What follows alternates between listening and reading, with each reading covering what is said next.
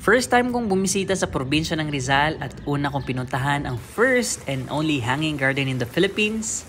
Ito ang Lulheta Gardens and Spa. Isa itong resort and hotel na matatagpuan sa kabundukan ng Antipolo.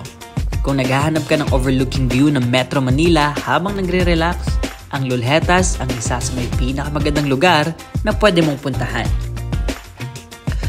Tinawag itong hanging garden dahil sa halos lahat ng amenities nito tulad ng pool, spa, pavilion, ay parang nakalambitin sa talampas ng bundok.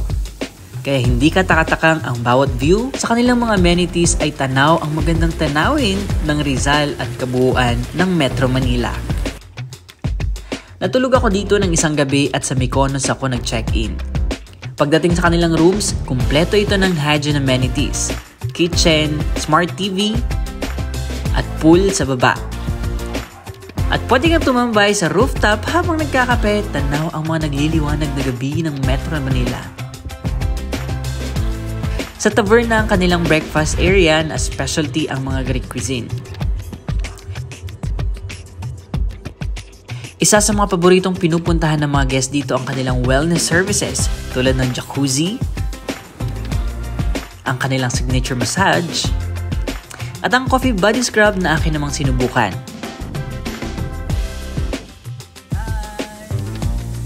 Pagkatapos nito, maaring ma-enjoy ang infinity pool nila habang tanaw ang tanawin ng Antipolo.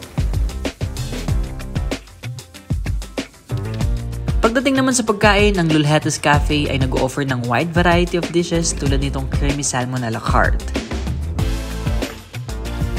Sa kabilang restaurant naman ng Laurelland Farm Resort, kung saan dito ako nag-dinner, ang best selling nila rito ay ang kare-kare at pangusisig.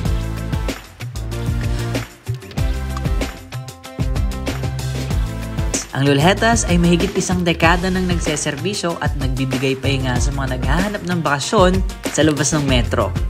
Kaya kung nag-iisip ka pa lang ng lugar na bakasyonan na malayo sa stress at punong-puno ng masarap na rest, ang Hardy ng Lulhetas ay naghihintay sa'yo, overnight man yan o day pass. Pwede nyo itong i-book sa Klook at pwede nyo rin gamitin ang aking promo code para maka-discount.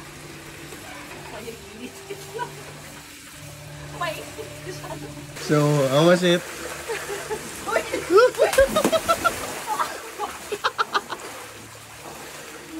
Oh my God! Dapat pala nag-ano muna ako. Lumublog sa mainit na tubig.